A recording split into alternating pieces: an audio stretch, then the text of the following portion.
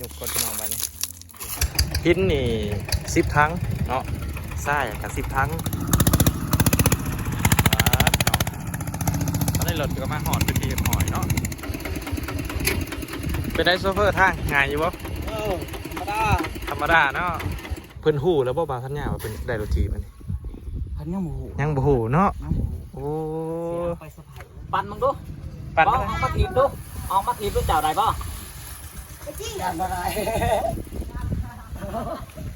ไปแล้วบาทนี่โอ้แล้วก็เป็นอยู่ไรไปว่าเราบ่เป็นเจ้าผู้ทำการค้าหากำไรให้ได้ง่ายเด้อ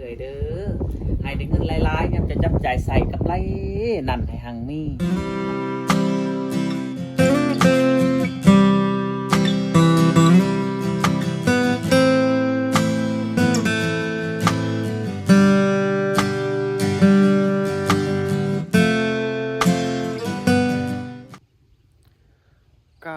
สวัสดีพ่อแม่พี่น้องทั้งฝั่งไทยแล้วก็กราบสบายดีพ่อแม่พี่น้องทั้งฝั่งลาวเนาะแล้วก็ขอกราบสบายดีพ่อแม่พี่ๆน้องๆ FC ที่ฮับส้มฮับเบิงอยู่ต่างประเทศนั่นพี่น้องเอ้ยเนาะ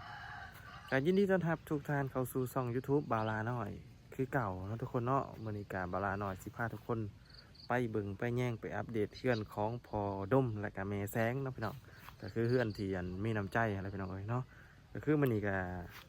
มีข่าวดีไปให้เพิ่นเนาะหลังจากที่ช่วงก่อนนั้นก็คือนำแสงสว่างไปให้ครอบครัวเพิ่นเนาะพี่น้อง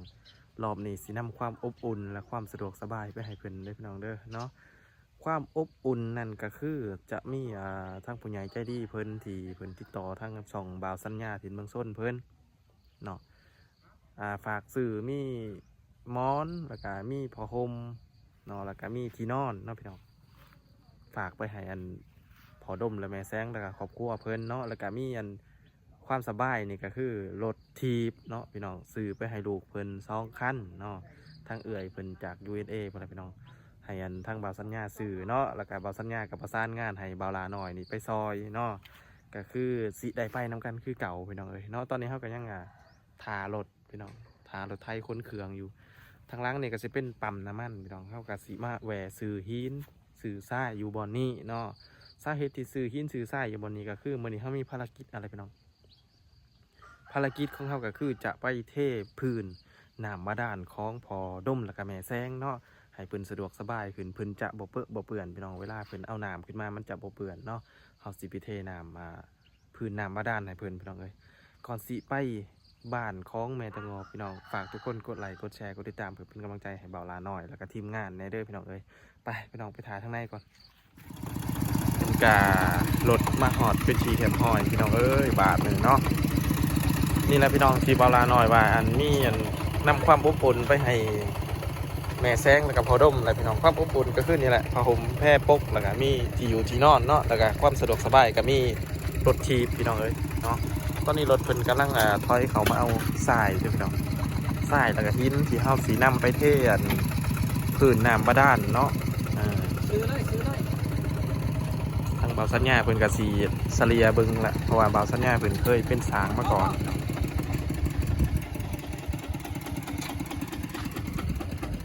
นี่แหละเอาสอบเนาะบ่าวสัญญาหินนี่เอาจากทางหินนี่คิดว่าสิเอาคนละหาทั้งบ่ล่ะโอ้ใช่หาทางหินหาทางโดยเพราะว่าทั้งไอ้ต้นก็หาทั้งพี่ก็หาทั้งนะประมาณนี้แสดงว่ายางละ10ตัวเฮาสิไปมื้อนี้โดยโอ้รวมทั้งเบิด20ทางพี่น้องน่าจะมืดอยู่หรอกเนาะขออนุญาตไปคนหินคนทรายก่อนพี่น้องเอ้ยไปตอนนี้เฮาก็เอาทรายขึ้น10 ทั้งไปที่เห็บหอยเนาะพี่น้องแล้วก็เอาหินขึ้นอีก5 ทั้งเนาะตอนนี้ก็กำลังตักเพิ่มไปอีก5 ทั้งพี่น้อง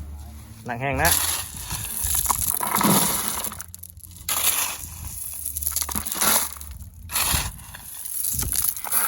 กินหนึ่งนักกว่าซ่าอีกนะ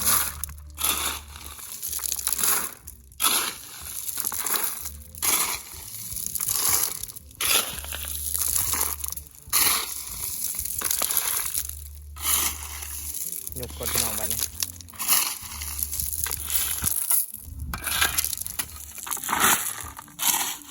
ลงไปหลังช่องทางพี่น้องยังอีกถึงทาง เขาใส่สอบละ2 ทั้งถึงเพราะว่าเขาสีไปแบ่งให้ไอ้ต้นแน่แล้วก็ให้ยันแม่ตะโงบนั่น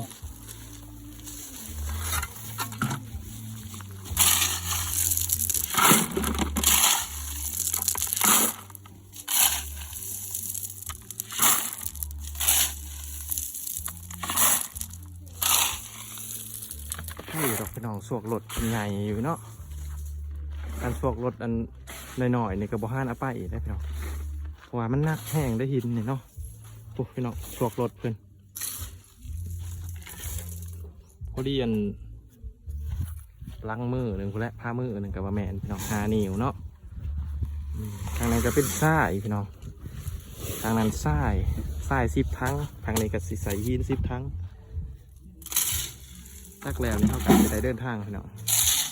พูดแล้วไปลุ้นน้ำกันทางนั้นสิเป็นยังไงกันทางก็ใกล้เพื่อเขาสิไปหอดปุ่นประมาณเที่ยงกะลงมือเฮ็ดให้มันสำเร็จเสร็จสิ้นในมื้อนี้พี่น้องเลยเนาะข่าวอยากไปทางอื่นพี่น้องเฮ็ดเคสนี่ให้เรียบร้อยแล้วก็สิได้เดินทางไปทางอื่นต่อมันไปอยู่หินสายพื้นก่อนพี่น้องเลยคือว่าขบวนการเอาหินขึ้นรถเอาทรายขึ้นรถเสร็จสิ้นพี่น้องมีตั้งแต่เดินทางมาเลยเนาะทางเพื่อนกาสิได้ทำการเอารถออกเนาะโอ้ฮอดอีกดอกพี่น้องเนาะสรุปแล้วก็คือหินนี่10 ทั้งเนาะทรายกับ10 ทั้งที่เห็น4 สอบนี่เพราะว่าห้องแบ่งด้วยพี่น้องเนาะให้แมนตะงบ2 สอบแล้วก็ให้ไอ้ต้น2 สอบเนาะทรายก็คือกันพี่น้องเลยวันนี้เปิดไปแล้วพี่น้องนี่รถตู้รถขี่พ่อกันของน้องมุกเนาะอาจจะเป็นน้องมุกน้องตุ๊กแต่น้องไข่มุกแล้วกันของน้องตุ๊กแล้วครับเอากัดเสด็จทำการไปน้ำล้างพี่น้องเนาะเอารถจักรไปให้เป็นเอารถไทยไปพี่น้องไปแล้วไปเบิ่งน้ำกันทางหน้าเลยพี่น้องเลยเนาะเมื่อยรอเลยว่าเอาหินขึ้นไปพี่น้องเลยข้างเข้าแล้วกับบาวสัญญากะได้เดินทางมาหอดเขื่อนของแม่ตะงบไปที่แหบห้อยพี่น้องเลยเนาะโอ้เดินทางมากับค่อนข้างที่จะใกล้เติบเนาะตอนนี้กะรถไทยกันน่าจะกำลังมาพี่น้องเลยคนได้ยินเสียงมาว่าไกลๆนี่คือทั้งเฮานี่แลนลงนาก่อนเล็กน้อยเนาะขนาดเห็นรถไทยมาสามาไว้เฮากะจะทาอยู่ทาเบิงพี่น้องเลยเนาะก็คือตอนนี้เฮามาหอดแล้วกับรถไทยกะใกล้สิหอดเลยพี่น้องเลยเนาะภารกิจเฮาวันนี้กะนี่แหละมาซ่อมมาเฮ็ดปูพื้นให้เพิ่นเนาะพี่น้องมาเทพื้นนั่นน้ำบาดาลเนาะมาเทพื้นน้ำบาดาลให้พอดมกับแม่แซงพี่น้องเอ้ยเพิ่นสิได้สะดวกสบายขึ้นเนาะเวลาอันเพิ่นกรอกน้ำขึ้นมามันก็จะบ่เปื้อนเลยพี่น้องใช้บ่าวสัญญาสีเทเพียงได้อันนี้ คิดว่าสิเทศให้หนีแล้วเหรอ เพียงได้เอาอันซ้ำห้องนี่เลยบ่ โดเอาวะเอามาจะก่อน เพิ่นว่าสิเทซ้ำห้องที่เพิ่นอยู่เลยพี่น้องเห็นบ่ห้อง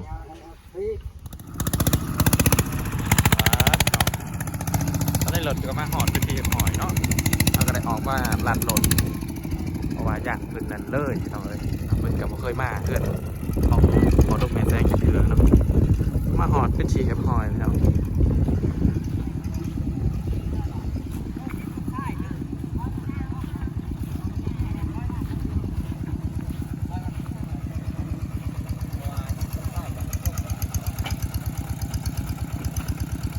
จะถอยหลังเขาเอาหินเอาทรายลงพูดแล้วน่าจะเท่านั้นแหละพี่น้อง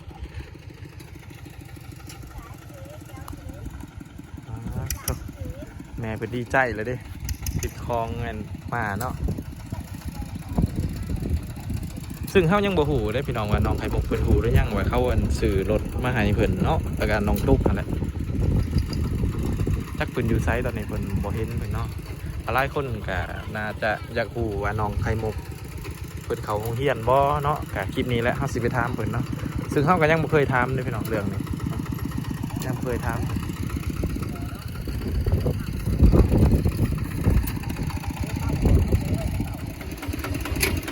เป็นได้โซเฟอร์ทางง่ายอยู่บ่ ธรรมดาเนาะสังเกตจากกันดิ้นรถไฟนี่ก็น่าสิหูเลยพี่น้องสังเกตจากดิ้น รถไทยกันอาจจะโหเนาะ แม่นดิจะได้ครับ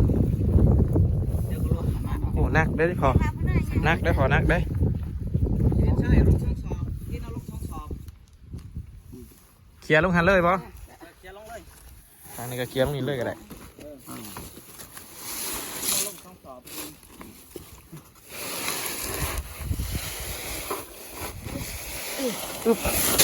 สาธุ เอาสอบนึง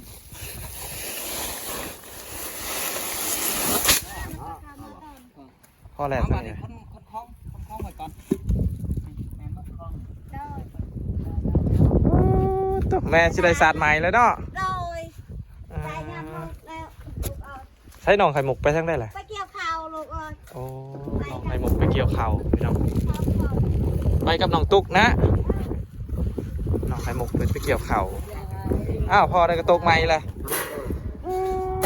มีเลี้ยนพร้อมได้เลยนะมีเลี้ยนพร้อมได้เนาะอ่ามีน็อตจับเนาะรถถีบ2 คัน สองคัน อืม อันเนี้ยไปเลยกระตองไงครับ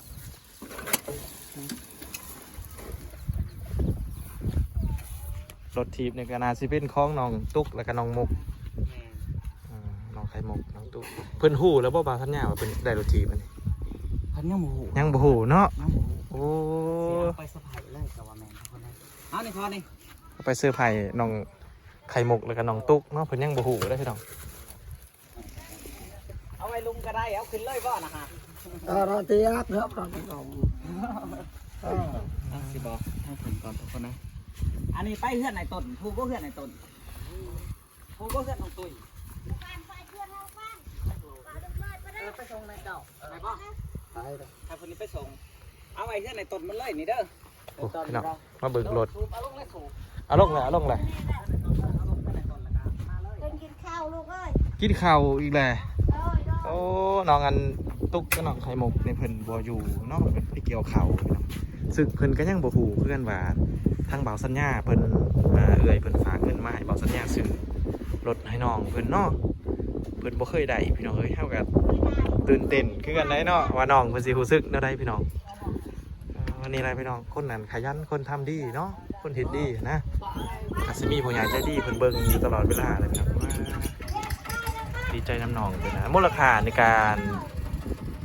คือว่า2,500,000บ่ประมาณนั้นอันนี้ซ้ำนี้แหละเนาะมูลค่าซื้อรถนี่2 คันพี่น้อง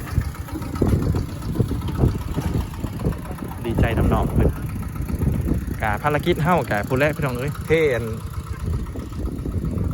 พื้นน้ำบาดาลเนาะก็สิได้เริ่มเลยและจังหน่อยนี่ก็ได้พี่น้องตอนนี้ก็เที่ยงละ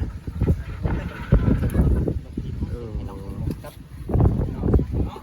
พอลงมาเบิ่งรถทีก็พอมันได้อยู่ป่ะมันได้เหลืองอยู่ป่ะ อืมให้พ่อกับแม่มาเบิ่งเนาะ เลยพอก็แม่ทิศเป็นบ่แม่นี่ฮะ แล้วแม่ก็เป็น เจ้าได้พอเป็นอยู่ป่ะ เป็นลูก ออกมาเบิ่งรถทีได้อยู่ป่ะ นี่ ออกมานอกไปเลยก็ได้พ่อ ออกมาดูมาขี่เบิ่งดูจับสิขี่ได้อยู่ป่ะ เป็นลูกเอ้ยเป็นคน ดีใจป่ะพอ โอ้ดีใจเลยลูกเลย ใจแล้ว ปั่นมึงดูพ่อปั่นมึงดู ปั่นมึงดู ปั่น ออกมาถีบดูออกมาถีบดูเจ้าได้ป่ะ ไปจี้ ยันมาได้ บ่ได้ ยันมา นะ ได้ยันบนเดียว ว่ามันเป็นลูกเอ้ย แม่ได้สัตว์ปั่นมึงดูขันนะจะกปั่นมาได้ ลูกเอ้ยลูกเอ้ยลูกเอ้ย สูบก้าวไว้ดีๆเด้อสูบเด้อว่าบ้านมันสิหอยเนาะ โดย ขันนั่นสีแดงใจวายเลย อันมาเนี่ยโอ้คือสิดีใจเลยเนาะ โดยใจแล้ว พ่อแม่อันลูกท่ามในน้องไข่มุกนี่เพิ่นยังเฮียนอยู่บ่ เรียนอันนี้ มามีหลอดลูกโอ้ย มีรถลูกเอ้ย จุดซุ่มไปต่อมาหนึ่ง เออเพิ่นจะต้องไปเฮียนต่ออยู่พุ่น มัน เซ็งแรก ได้แล้ว ใบ เสร็ ป จ ระกาศ ได้ประกาศยังไม่ทันออก ประกาศออก เพิ่นข่าวใช้กูเหมย เป็นยังไม่ได้เข้าบนได้จุดซุ่มแล้วกันครับมามีหลอดเลยแล้ว ชวนนั่นชวนมันว่าแม่เอ้ยคอยบ่มีเงินจะใช้น้ำมันก็บ่ไปแล้ว ไปหมูใส่ก็ใส่น้ำมัน มัน โอ้ ว่านิด ของ นึง ก็หาผลจบแล้วเนาะ แปลเซ็งไปต่อมาหนึ่ง เพิ่นจบป .5 อะไรพี่น้องเอ้ย เต้น ไปเซ็ง ลูกเอ้ย ใหญ่ ไปได้บ่หลายแต่ว่าขัดทุกคน นั่นเป็นลูกเอ้ย ตั้งแต่ น้ำลูกเอ้ย ตั้งแต่กี้ก็ดีใจเลยเนาะ อันนี้ลูกไม่ได้ บ่เคยได้เลยลูกเอ้ยดีใจแหละอันนี้ลูกเอ้ย แต่ข้าวบาลาหน่อยได้รถทีบมันใหม่ๆก็ดีใจเลยพี่น้องเอ้ยเนาะ ก็นอนเขานักแดง จังมุ่งเพิ่นมาพอ 4 โมงว่าเขารอซ้อมเพื่อนน้องไปบน เพิ่นยังไปเกี่ยวข้าวพี่น้อง ไปเกี่ยวเขาเนาะบ่ล่ะเนาะ ถ้าเป็นความรู้สึกของบาลาหน่อยตั้งแต่กี่ข้าวมีรถทีบใหม่ๆบาสัญญาเข้าใจเลยได้ความรู้สึกเนาะ ความบ่มีว่ากันไปได้ตัวนี้ครับตรงเป็นตัวควายจังใดลูกเอ้ย รถทีบในใด ตัวหังจะมีโดย อันนี้ได้ เข้าพอสุกนี่ได้ อันนี้ได้คือกันเลยชี้คือกันเลยบ่สัญญาเหลืองให้ คือกัน คิดว่ายังเอาคนละสีเนาะบ่ล่ะแต่มันบ่มีเนาะก็เลยว่าเอาสีเดียว ให้ สี เพิ่น อื่นพัดติดมันผัดอย่างหยัง ให้เพิ่นห้าอันแนวมัดไม้เมียนรถ โดย อันนี้เป็นของน้องตุ๊กน้องมุกอีกอย่างกับเอฟซีต่างกัน สีต่าง ผั กั ก น น้ำตกมันยังบ่เป็น น้องตุ๊กนี่ยังปั่นบ่เป็นยังทีบ่เป็นเนาะ ตีบ่เป็น แต่พอในเป็นเนาะ เป็น ทีบลองเบิ่งรูปพอ อยากเบิ่งพอทีบลอง ที เบิ่ง บล ได้ อง นี่ เบิ่งรูป พอไปทีบให้เบิ่งได้บาทนี่พี่น้องได้ข่าวลงอันนี้ฮะ แล้ว นี่กดนี่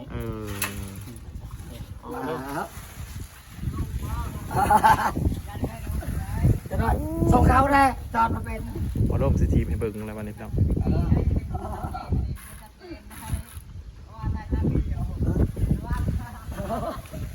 ไปแล้วบาทนี่โอ้แล้วก็เป็นอยู่ไรไปว่าแล้วบ่เป็น มันลุกได้บอกว่ามันไม่ยังตาตัวเดียวได้ เวลาจะทีบเอาขึ้นนี่พอนั่นเด้อเอาขึ้นอ่านให้มัน อ่าน สูง เนาะ นี่เอาขึ้นตัวไหนให้มันสูงพอนี่ ปรับขึ้นอีก ปรับขึ้นอีก มาได้ลูกไปจับซ้ำแล้วเขานั่งเถอะให้มาไปจับซ้ำได้ มีบอร์ดปรับอยู่ครับพี่น้องกับเวลาพออยากไปหันไปนี่ก็ใส่ก็ได้เนาะ ไปพุ่นไปพีเวลาเป็นขายเป็นน้ำกับ ไอ้ขี้ทำนั้นรู้ เนี่ยว่าเพื่อได้ขี่รถไปเนาะเวลาเนาะ โดย นั่นแหละทุกคนเลย ซื้อให้ใส่น้ำกันนั่นแหละอันนี้ก็เอื่อยเป็นก็มีประสงค์แน่นๆแหละ แต่เนาะเพราะว่ามันซีเดียวกันเนาะเวลา โด เนาะ ย ซีเดียวกัน ขนาดเพิ่นยันมันลืมก็ให้เพิ่นนั่นหาแนวมัดไม้ไว้เนาะก็ได้คือกัน โด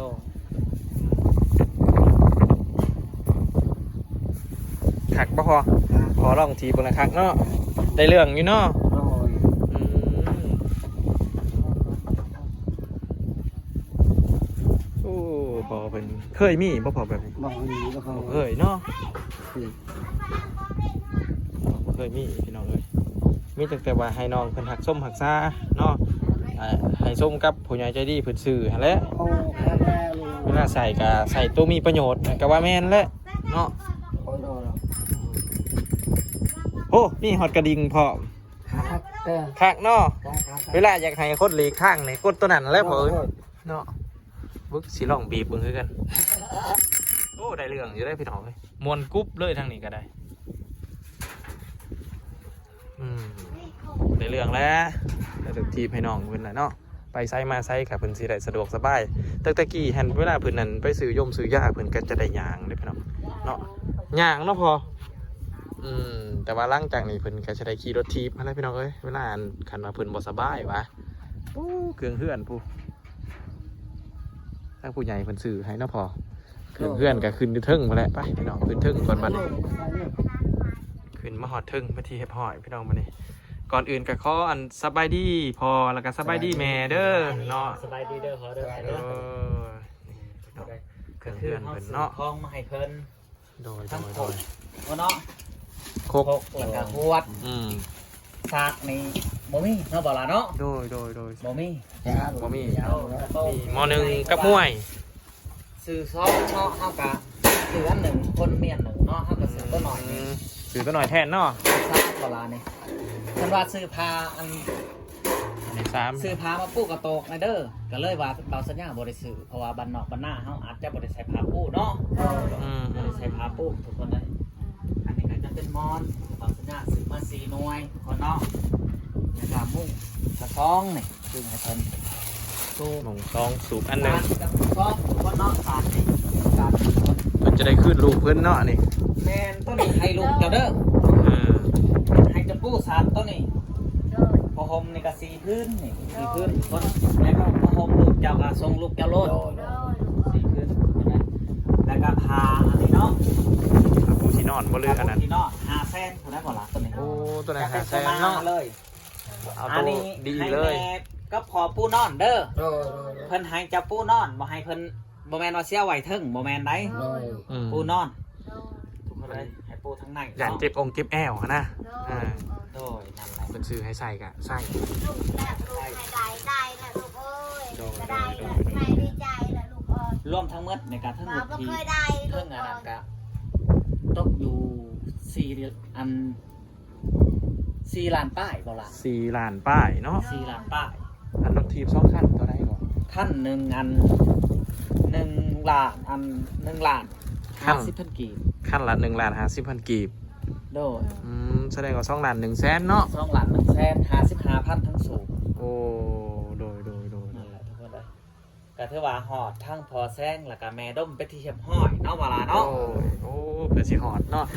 สิหอดมาแต่เมื่อวานนี่เขาได้พอ มาแต่เมื่อวานนี่หันเฮาออกมาจากอันตังวายจุดซุ่มหันรถไปใต้ในอันนั้นเด้ในบ้านอันตังวาย ไว้ ในที่ภาษาตังวายเด้ ข้าตะไบ โอ้ใต้ในพี่ภาษาเลย กลับคืนก่อน กะจะเป็นเด็กกลับละพอมาบ่เนาะ ไปนำสางรถไอ้แก้วได้มาส่งไปนำสางจากสางแป้งก็มันไล่แซ่บแต่เลย โดยแม่แล้ว รวมทั้งลิ้นทั้งอลังการมันสิถืออยู่3 แสน 4 แสนพอแหละ อืม ว่านี่ก็ถือว่าตีกลับเนาะบ่ล่ะเนาะ โดย ตีกลับแล้วก็ไปแป้งรถไอ้แก้วแป้งมือเสาร์ในการเบาสัญญาเลยบ่ห้ามหรือว่าบ่มันใกล้กันรถสอต่อนะก็เลยว่าเฮาจ้างทั้งอันนายช้างเพิ่นเนาะบ่ล่ะเนาะ โดย จ้างให้แกหินแกทรายมาเลยมื้อนี้ว่าสิเทอันนำมาด้านให้เจ้าเลยได้มื้อนี้ได้ โดย ให้ วันสิเทให้มันแล้วซะเนาะ มาด้านเลยทุกคนเลยไปได้พ่อแม่ดีใจบ่ ดีใจ ได้แหละลูกเอ้ยนี่บ้าบ่เคยได้ลูกเอ้ยช้ำนี่ บ่เคยได้เนาะ ได้แหละลูกเอ้ย ได้เลยสำนี้เนาะได้สมบุญวัฒนาเฮาแหละเนาะพอเนาะ สำนี บุญวัฒนาเฮาได้สำนี้ก็ได้สำนี้ทุกคนเบิ่งต่อไปเนาะบ่ล่ะเนาะว่าสิเป็นอะไรเนาะ โดยแม่วาสนา แต่อาทิตย์หนึงนี่แมนขี่รถทีบให้ได้เด้อ โด เฮียนขี่รถทีบให้ได้เด้อแม่เด้อ เขาซื้ออันนั้นในเต้าในลืมบอก โอ้มีเตาพร้อมเนาะ เต้าพอ อืมเป็นเตาถ่านกึ่งเตาไหม้แน่เนาะ ดีใจแหละ ตั้งทานก็ได้ตั้งใหม่ก็ได้ได้แม่นะฮะ โดย ทั้งพอก็จะไปห้างเยื่องลายเด้อบ่แมันไปห้างกบอีกบ่ ไปคือไป ได้บ่กบมื้อนี้ อันนี้ นี่ลูกเอ้ย เมื่อคืนเนี่ยก็ไปบ่ ไปไปกับลานนี่ครับ พูพี่น้องกบอีกแหละ ป้า อันนี้ โธ เอามากินจะได้อยู่ เอามากินอีกแหละ ลูก เห็นได้บอกสัญญา ได้ยันลูกแล้วนี่ไปว่า ได้ลูกกิน ลูกกินอยู่พี่ให้นึกทั้งโอ้แม่ไปช่วยถูกพาอยู่พี่ มาชาบนเรื่องกูหน่อยมาชาบนหน่อย ใช่นะใช่ อีกแค่บอกว่าให้อายกินเด้อมาเด้ออย่ากินนะมันว่าบ้าก็มากินนะมันว่าเราบ่ได้นะ ใช่ กวดที่รอพี่น้องห่อนบ่โอ้ห่อนได้ไหม ไม่กีฬานี่นายไม่กีฬา เอาเรื่องไอ้ตัวไหนตัว ไม่กี่รอพี่น้องน้องไข่มุกหน้าไปขุด โด ไอ้ ย มุกตุ๊ก มันว่าคุณให้อายกินได้ น้องไข่มุกแล้วก็น้องตุ๊กเพิ่นไปขุดจิรอมาขัวให้เนาะ โดย เพิ่นไปขุดปะให้แล้วก็เพิ่นไปเกี่ยวเขาวเนาะแม่ โดยบดคันบะเกียวนะมันไม่เข้ากิน ไปเกี่ยวอยู่ไส อยู่บ้านเก่า บ้านเก่า 3 กิโล 3 กิโล 3 กิโล เอาคนบัดนี้เฮาก็สิให้ทางแม่ดมและพอแซง โดยเพิ่นนั้น ขอบคุณขอบใจผู้ใหญ่ใจดี โดย เอาเรื่องเอื่อยเพิ่นจากชีวิตเองเอาอย่ามาดูคนได้เอาสิไว้พรให้เอื่อยเพิ่นแล้วก็ทั้งอันผู้ใหญ่ใจดีจากชีวิตเอง โดย เจ้าของศรัทธาก็ว่าแมนอันนี้บาวสัญญาจะได้บอกนั่นนี่เนาะก็คือเจ้าเดียวกับผู้ที่เจาะนำมาด้านให้พอ และก็เจ้าเดียวกับผู้ที่อันซื้อนั่นซื้อนี่ให้พอก่อน ที่ผ่านมาเนาะ ที่ผ่านมา โดย คนเลยเอาก่อนอื่นเฮากับสีไว้ใส่ให้พรให้เอื่อยเพิ่นเฮากับขอบมกขอบใจทั้งเอื่อยเพิ่นที่ไว้ใจบ่าวสัญญาและให้บ่าวสัญญาเป็นสะพานบุญให้เนาะ โดย สาธุเด้อ เจ้าผู้ทำการค้าหากำไรให้ได้ง่ายเด้อเด้อ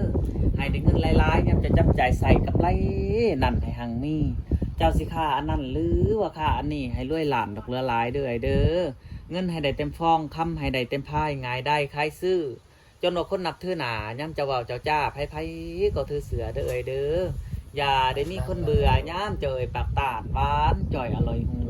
สาธุเด้อถูกให้หลังนี้มีให้หลังเขาเงินให้เต็มกระเป๋าทั้งเราเขาก็ให้ล้นคือมีลูกกะยาพานมีร้านกะยาดื่มย่ามเจยปากว่าวให้เขาเจ้าตั้งต่อพังสา ธุบ่าวสัญญาเพิ่นการให้พรเป็นที่เรียบร้อยเนาะพี่น้องเนาะเฮากับบ่มีไอ้ช่างร้ายพี่น้องเอ้ยคลิปในกามาอัปเดตอันเรื่องเล่าวของขวัญเล็กๆน้อยๆที่มาให้พ่อให้แม่เพิ่นแล้วก็ความสะดวกสบายเนาะก็คือคลิปนี้เฮามามอบความอบอุ่นแล้วก็ความสะดวกสบายให้พ่อดมแล้วก็แม่แสงเนาะแล้วก็น้องๆเพิ่นเนาะพี่น้องเนาะก็สิบ่มีหยังหลายความอบอุ่นก็คือนี่แหละพี่น้องผ้าห่มผ้าปุกแล้วก็ผ้าปูที่นอนแล้วก็สาดพื้นเนาะมีหมอนพร้อมแล้วก็ความสะดวกสบายก็คือรถทีบเนาะ2คันแล้วก็สิได้มาเทน้ำบาดาลเนาะเทพื้นน้ำบาดาลให้พ่อให้แม่เพิ่นเอาล่ะทุกคนคลิปนี้ก็บ่มีหยังหลายเนาะจังได๋ก็ฝากทุกคนไปติดตามคลิปหน้าว่าสิเป็นจังไดพี่น้องสำหรับคลิปนี้เฮาก็สิขอกล่าวคำว่าสบายดีพี่น้อง สบายดีลูก